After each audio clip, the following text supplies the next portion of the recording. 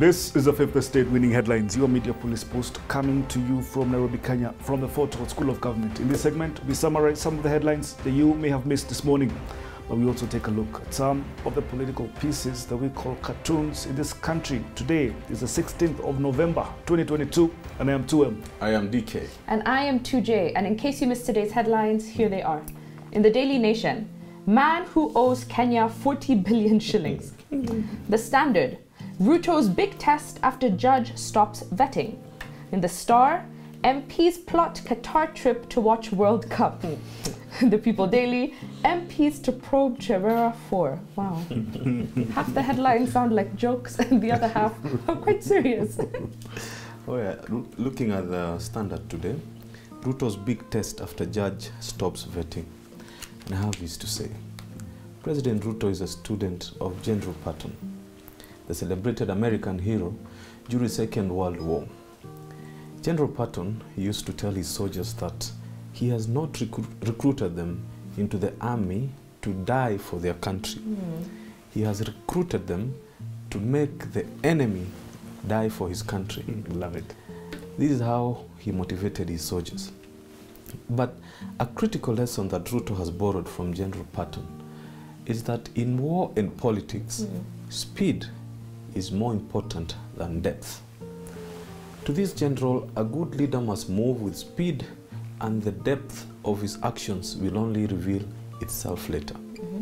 That is why, when Patton was commanded by his superiors to move from point A to B, he moved from point A to B and progressed to point C without permission. He was a man of speed over depth, and his motto was simple. In the state of war, you must not seek permission. You must only look for forgiveness, especially if your speed results in blunders. Like this celebrated general, William RUTO is a man of speed over depth. This is why the country is unable to catch up with him. If you analyze his actions today, you will be reading from stale news of yesterday, because he will move, or rather he would have moved to the next thing very fast. Just the other day, we were treated to a debate on the removal of the presidential term limit. Before this debate could settle, we were treated to the constitutional change to add another 5 counties. And in this political noise, Parliament began the process of removing the 4 Cherera IEBC commissioners that almost took us to war during the election. Then the other day, the courts, who are RUTO's bosom friends, stopped the vetting of PS nominees until further notice. What do we make of all this? If the man is about speed over depth, what is the destination? Our hypothesis is that President RUTO is taking, or rather talking, to Raila Odinga. And like a good magician, RUTO is using smoke and mirrors to distract our attention from his tricks. He knows that tricks work best with speed than with depth in both war and magic. But why is RUTO talking to Raila? What evidence do we have against this? Focus here must not be on RUTO. Focus should be on Babaman. He has lost his mojo. RUTO has given him things to criticize, including insecurity in Nairobi, but Babaman has said zero.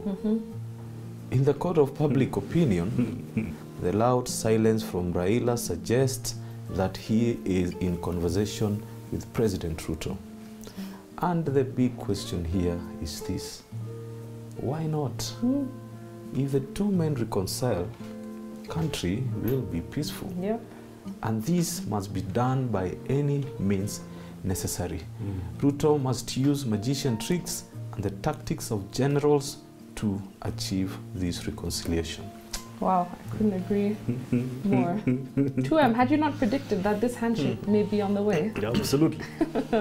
Now, on to the People Daily. Talking about the Cherera 4, because the efforts to remove this IEBC 4 from office have continued. Right. And this week, 4 petitions have been presented in Parliament to have them kicked out. The process is quite simple. And in our view, I believe that UDA will succeed in having IEBC cleared of any Uhuru Raila sympathizers. Now, the basis of these petitions accuse Cherera, Irene Masit, Francis Wanderi, and Justice Nyagaya of gross violation of the Constitution and seek to remove them from office. Now, the law that governs this type of removal is Article 251 of the Constitution. And it lays out the reasons why and the processes for removing individuals from independent office. Now, we must commend President William Ruto. He is living by the maxim, the best strategy is the obvious strategy. Because the removal of the IEBC4 must be understood in the context of the term lapses of Chebukati, Molu, and Gulie. This means that should Parliament succeed in removing the 4 commissioners, plus the retirement of the other 3, the IEBC will be completely vacant for William Ruto to rebuild on his own terms. Remember, the purpose of the IEBC is not only about overseeing presidential elections. Their mandate covers elections from the local to the national level, referendums, and the often unspoken process of boundary delimitations. We can call this the Kenyan version of gerrymandering. Correct. Now, the battle for IEBC has been fought and won right in front of our eyes. And this makes me wonder if the constitutional amendments for extended term limits and new counties were a political distraction or revisions that will surely come to pass. IEBC term limits are 6 years. And if Ruto is gifted a brand new commission, their terms will end after the 2027 elections in 2028. That is a lot of time to do a lot of damage. But will this go as planned? Now that the petitions have been presented in Parliament, UDA Speaker of the House Wetangula has passed it on to the Justice and Legal Affairs Committee, JLAC, for their consideration. JLAC is currently chaired by Tharaka MP George Muranga, who ran on a UDA ticket. They will have 14 days to decide if they want to scale this up to the UDA president. Next, the president shall appoint a tribunal to investigate the complaint. This tribunal is formed from a mix of judges and other qualified individuals.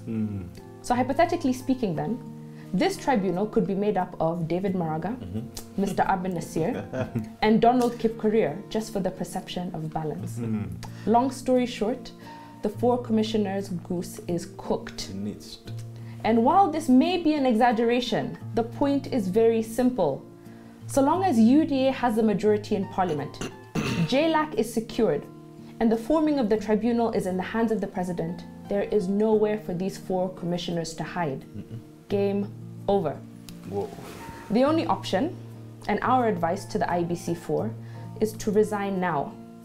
It is better for you to leave on your own terms than to be dismissed with humiliation. But this may not be the end. Is it possible that the DPP will be the next body to come after them? Robert Greene urged leaders, crush your enemy completely. More is lost through stopping halfway than through total annihilation. The enemy will recover and will seek revenge. Crush him, not only in body, but in spirit. After this, will anybody dare question an election again? I think not. The way you're talking about the restructuring and the formation of IEBC reminded me of a quote that says that the best way to imagine the future is to create it. And this future is being created in front of our eyes. But the most disturbing thing is that Raila is silent. I don't understand it. I tell you. This Wednesday, I'd like to ask, is President William Ruto turning Kenya into a banana republic? And before I proceed, I'd like to explain what a banana republic is. The term banana republic is used to refer to regimes propped up by American companies in Central America from the 1900s to the 1950s. Now, we asked this banana republic question because in Ruto's first 26 days in office, he has met US state officials and agribusiness billionaires 8 times. This means that since his inauguration, Ruto had a meeting with either state officials or these billionaires every 3 days. But there's more. Today, the largest landowner in the United States and the world's 5th richest person, Bill Gates, met President William Ruto. And nobody knows why. But because it is not illegal to speculate, we will speculate. In my view, the Americans are here to grow food for themselves and sell it to the global north. The idea being finding land in Kenya to grow food at cheaper costs than it would take to grow in the US, then export it to global markets. But before I go on with my hypothesis, allow me to tell you a story of a company called United Fruit. In 1899, immediately following the Spanish-American War, the 3 largest American banana importers came together and formed United Fruit. United Fruit was a multinational that traded in tropical fruit, mainly bananas grown in Central America, but sold in North America and Europe. And so in 1899, they bought thousands of banana plantations in Costa Rica, Honduras, and Guatemala. They made so much money that they built roads, rail, and ports on behalf of governments. They didn't just own the land, they owned the infrastructural linkages that connected Central America to Europe and the global north. United Fruit was so big that in 1901, the government of Guatemala hired the company to manage the country's postal service. By the 1930s, the company owned 3.5 million acres or 14,000 square kilometers of land in Central America and the Caribbean. It was also the largest employer and the single largest landowner in Guatemala. Wow.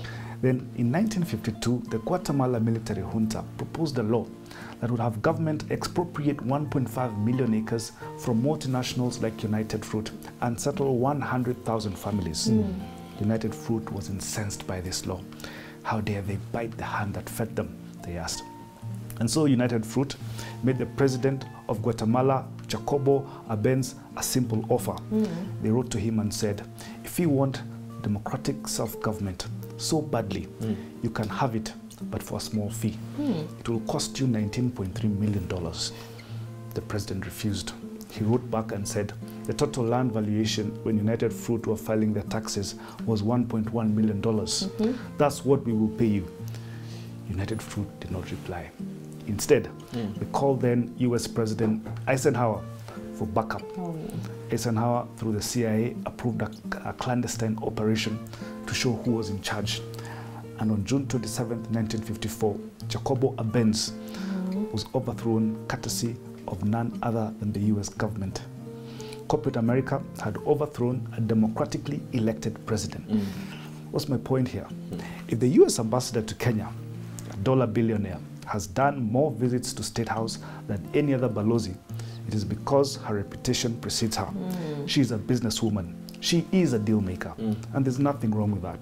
But if Jacobo of Guatemala was overthrown by corporate America, backed by the CIA, who is to say the same cannot happen here? Put differently, if Bill Gates, United Fruit, and Cargill were to own 1.5 million acres in Kenya, how much leverage would we have to fight back should the need arise? In my view, President Ruto should watch out.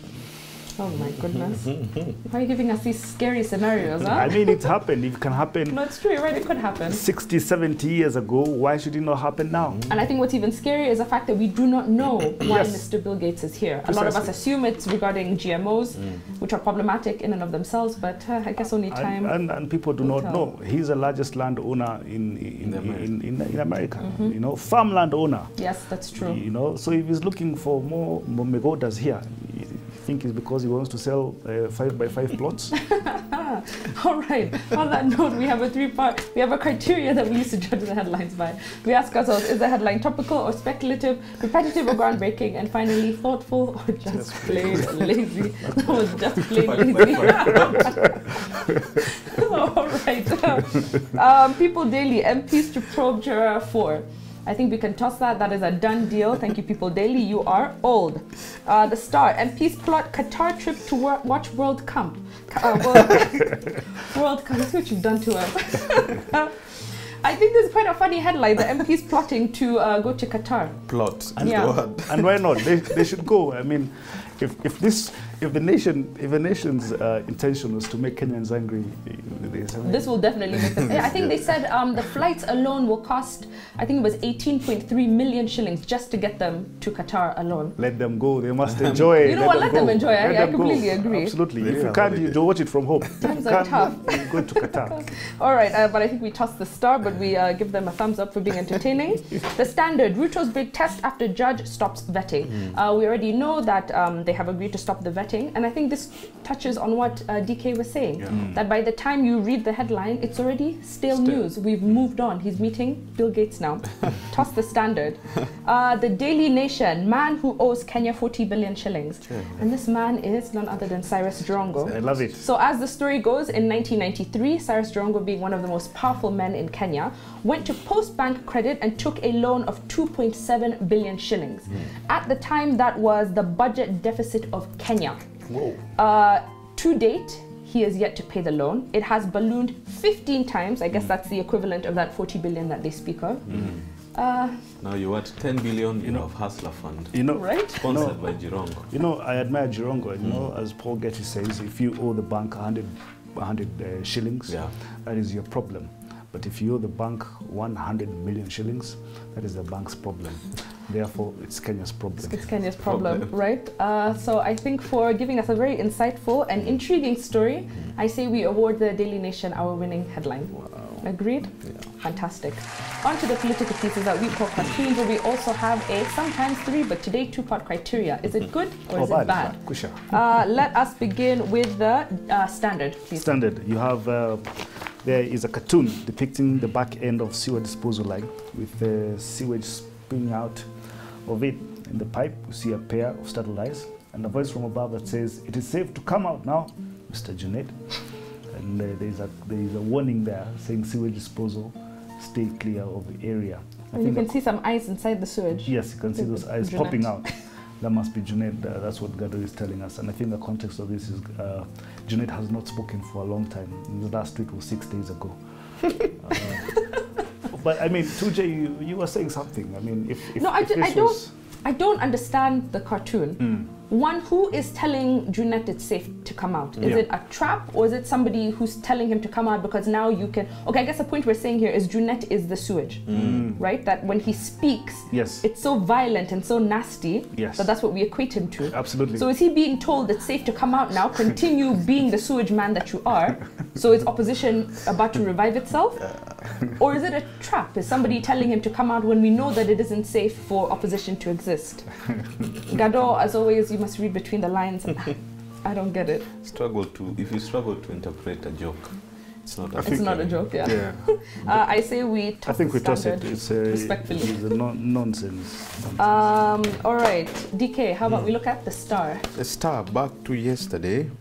And this is the professor with dimples, who is also our new CS for Interior, Professor Kithure Kindiki, waving a feather to a man who looks like a Mau Mau guy here, trying to get some things from all talking about the insecurity in Nairobi and other parts of the country, but instead of holding a rod, he's holding a feather. And the caption is, "Don't dare me." Don't dare me. How do you, I think whatever he's holding is going to massage the thug. But I think things have changed.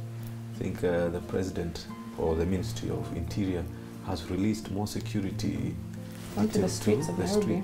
Although I feel like it's also not going to be very effective. If you release GSU officers in their full uniforms, you think those thugs are going to help?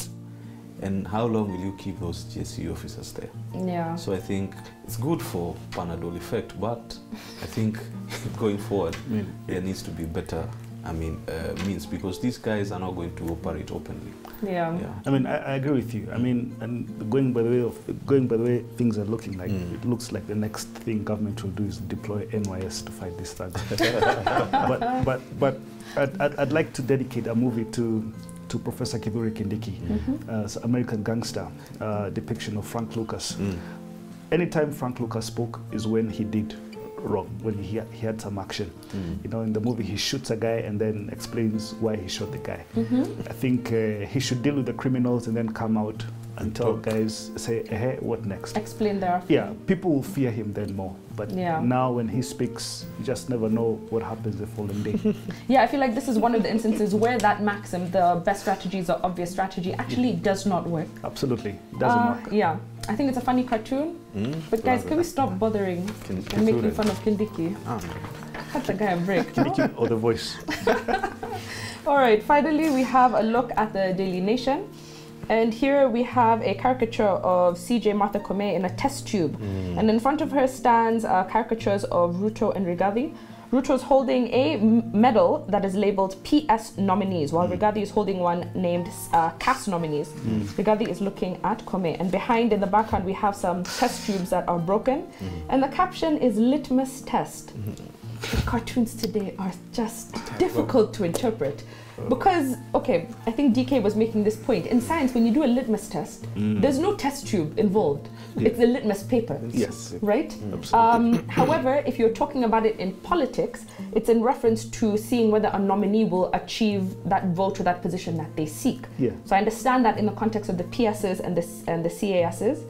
RUTO seems to be crying. Rigathi looks a bit suspicious.